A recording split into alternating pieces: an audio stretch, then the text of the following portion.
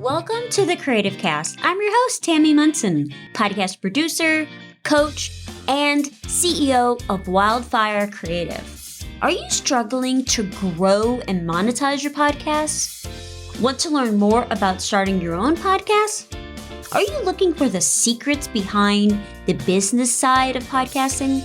Well, friends, you are in the right place. Here on the Creative Cast, I'm going to be sharing all the tips and tricks on all things podcasting for the faith-based podcaster.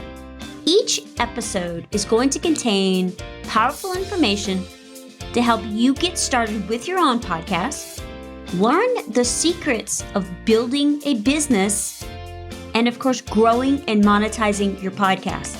All right, y'all, without further ado, let's get started. Hello, everyone, and welcome back to the Creative Cast. I am your host, Tammy Munson. So if I sound a little different today, having a little bit of a vocal cord flare-up, as I may have mentioned on the last episode, I have something called vocal cord disorder. So sometimes my vocal cords do what they want to do.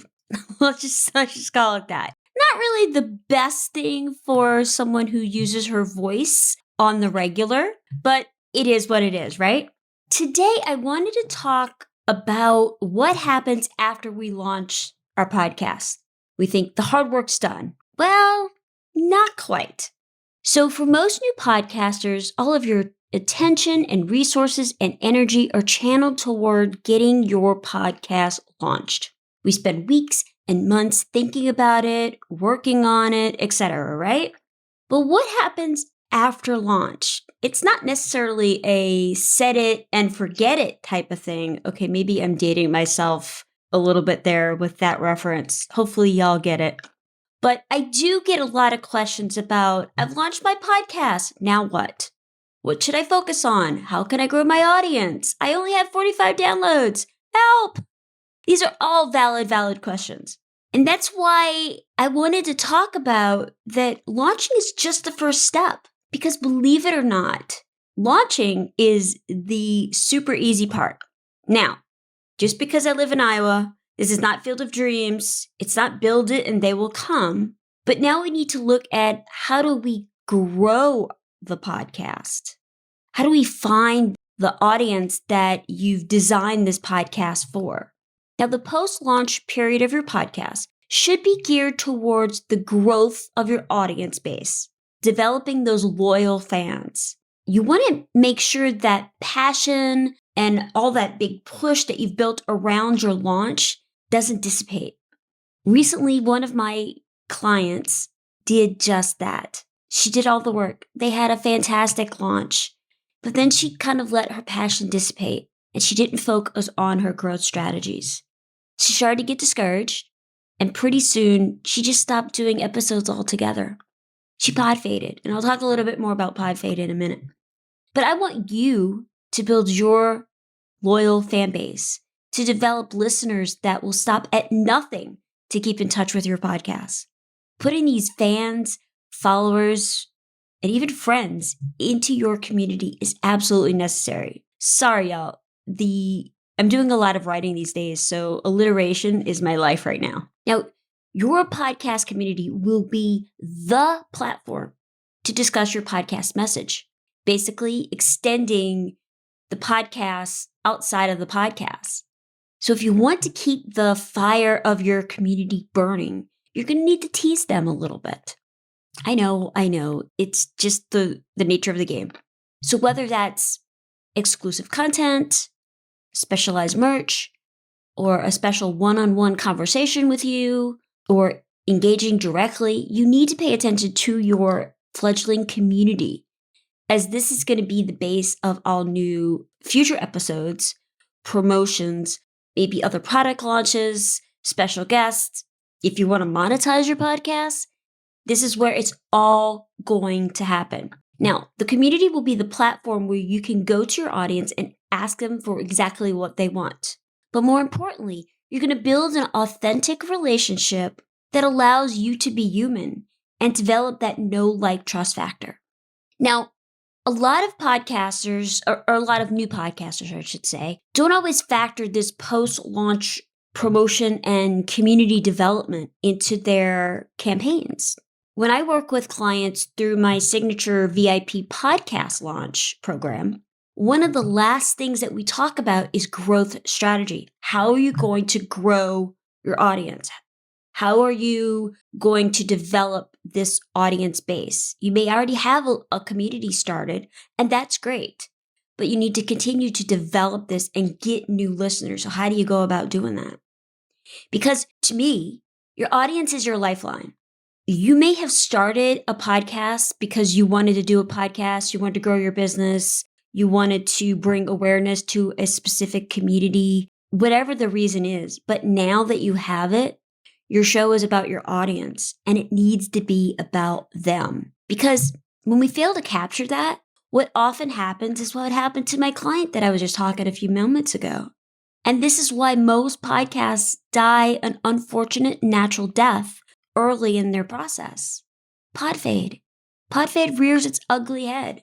So if you're not familiar with what pod fade is, you find this amazing podcast and you're like, oh, I love this podcast. This is great. And you listen to it every time they drop a new episode.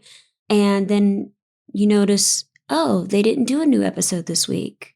And then a week turns into 2 weeks. And then all of a sudden they just pod fade into the sunset. They're gone. You have no idea what happened to them. That's pod fade. So I don't want that to happen for you. Now, if you choose to shut down your podcast, that's one thing. But don't pod fade unnecessarily, because I believe that each of you have an amazing podcast in you. We just need to find it, enhance it, and then promote it, right? The main thing here is that you need to keep creating buzz around your podcast. It doesn't matter if it's past the launch date. You've got a new episode coming out, you need to promote it. You got a new thing that you're doing, you need to promote it. You need to promote it. And you're going to use the same momentum, basically the same process that you've built earlier in your launch. So we have this momentum going, so let's maintain that. Let's promote it regularly and consistently on social media. You want to make sure to engage with your social media platforms. That's why it's called social. You're meant to be social on there, to develop a relationship with your community. But don't forget about your email list. You want to keep that hot by letting your subscribers know what you've been up to, new episodes, what this week's episode is about, maybe an upcoming guest. Use it to remind them of maybe updates in your niche that your podcast is talking about. And of course, always new episode alerts, new things that are going on, new products. The point is, you need to keep that pressure on, full steam ahead with it. This is why I say people who go, I want to start a podcast. Why? Why do you want to start a podcast? Because this is a long-term game. The 6 to 8 weeks that you spend building your podcast, hopefully you spend at least 6 to 8 weeks working on it, is just the beginning. Podcasting is hard. To do a weekly show, it takes a lot of time and effort. And if you are doing a weekly show, you know exactly what I'm talking about. And for those of y'all that do a daily show, even if it's a 5-minute show every day, y'all are seriously superheroes in my book, because that takes a lot of work. No matter what the reason is for starting your podcast, because we all have different reasons. Some of it is we want to spread God's word. Some of it, we want to have it as an extension of our business. We want to showcase our expertise. Whatever the case is, you want to make sure that your podcast brand is well represented and that you're putting yourself out there because you're the host of the show and that you're going to get noticed. Now, this could be done in a variety of ways. You could get featured on an established podcast. You could do guest blog posts and even showcasing what you are up to on social media. However, you want to ensure that whatever other podcasts or other brands that you choose to collaborate with are aligned with your brand vision and mission. Because yes, you and your podcast are a brand. Now, you can also do ads to get in front of potential listeners as well, if you're inclined to use that strategy. I personally don't use ads to get new listeners, but that's a personal choice that I have for my podcast. There is a definite strategy to it. If you're interested in something like that, let me know and I will do a future episode on it. But all of these tactics are going to put you in front of potential new listeners so that they can find out about you and your podcast. So go ahead and share your message, but make it straightforward. Keep it simple. Most importantly, you must be your podcast brand's most prominent advocate. You need to be the one promoting your podcast out there. You can't expect other people to do it for you. Even guests that are on your show, you've got to be doing 10 times more promotion for what they're going to do. Because sometimes guests don't do it at all, and we can't expect them to do it. We like if they do it. We appreciate when they do it. Not always. The other thing is, make sure that the workflow that you created for your podcast is working for you and not against you. Are you staying consistent in getting your podcast out there each week or every other week or whatever frequency you've chosen for it? And if you don't have a workflow for your podcast, you need to get one, like yesterday. And that's just your bossy older sister coming out here, y'all. And make sure that you're batching that content. I cannot say that enough. But you also want to take that existing content that you have and turn it into other forms. Create an audiogram from an episode. Share clips of the video from the episode. Make sure it's high quality clips, y'all. That's why I always recommend to use either like riverside.fm or one of those other high quality services. Zoom does not give you a high quality video unless you're using an HD quality camera. So make sure that you're using something like riverside.fm. That's my personal favorite. I'll put the link in the show notes for y'all. You can share those clips on Instagram. You can share them on YouTube, lots and lots of different ways. So there's lots and lots of ways to take one type of long form content into many, many, many types of similar shorter form content. So a prime example of this is Gary Vaynerchuk. He may do 2 hours worth of content, but he will turn that into over 50 different types of short-term content.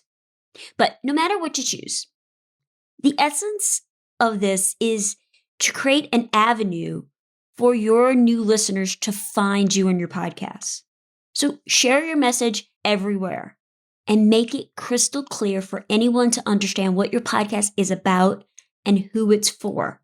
Now, one of the things I hear quite a bit is, I just talk about my podcast all the time, all the time, all the time. People are probably getting sick of it. The likelihood of that is probably not, because not everybody is going to see everything that you do all the time. It's just the nature of the algorithm, whether on Instagram or Facebook. So make sure that you're promoting it in as many places as you can while still being authentic to that platform. But the most important thing here is you need to make sure that you are promoting your podcast, because after all, if you don't promote it, who will? So I'm also adding a new feature on the show this season. I've never really done this before, but I'm super excited about doing it, and that's recommendations. So each episode, I'm going to be coming with a recommendation of some sort. Sometimes it might be a podcast app or a new podcasting service, a new podcast that I've found that I think you guys would absolutely love. Sometimes it might just be something fun or something I think is like super nerdy. Who knows what it's going to be? But this week, my recommendation is, if you're looking for a new microphone, I wanted to share about my new favorite podcasting mic. Now, of course, it's a Rode, because y'all know I love Rode. Rode, if you're listening to this, I would happily be willing to talk to you about a sponsorship for the show. But it is the Rode Pod mic. And this is really my favorite XLR podcasting mic. It's under $100. The thing about this mic is it is an XLR, so you're going to need a mixer for that. This is not just one of those mics that you plug into the back of your computer and go. But this little mic is a powerhouse. It's a dynamic cardioid mic that has an internal pop filter and shock mount to get you the best audio quality in a really tiny little package. This thing is a little Spitfire, y'all. Oh, I love it so, so much. If you're doing a solo podcasting, I think it's a little bit of an overkill. But if you are doing a co-hosting podcast where you guys are going to be in the same room, it's definitely the way to go. Now, you'll also want to get a boom arm for the best results in using this mic, but I absolutely love it. I'm recommending it to all of my clients that need an XLR mic. But here's the caveat about mics, y'all. The best mic for you is maybe the one you already have. I don't want you to run out and get a new mic, but if you're looking for an XLR mic, this little guy is definitely the way to go. So here's a really simple link. Just go to wildfirecreativecompany.com/Rode Pod mic. I'll put the link in the show notes for you as well. Thank you guys so much for joining me today. I'm so glad that you are here. Also, if you're new to the Creative Cast podcast, welcome. I am so excited that you are part of our creative family here. But I want to hear from all of y'all. Drop me an email at Tammy@wildfirecreativecompany.com and let me know what you think about the podcast. Is there a particular topic you want me to cover? Is there something specific you want me to highlight? Is there somebody you want to hear on the podcast? I want to hear from you. So let me know, drop me an email, or you can send me a DM on Instagram as well, because I read everything. Now, next week's show, we're going to get into, once you've gotten more listeners, how you can get them to become more engaged with your podcast. So ladies, as always, I believe in each and every one of you.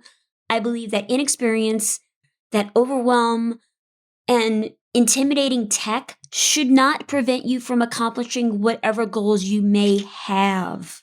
We're going to walk through the journey together so you can spend less time worrying about all that minutia and more time spreading your message, telling your story, and sharing your creativity and the gifts that God has given you.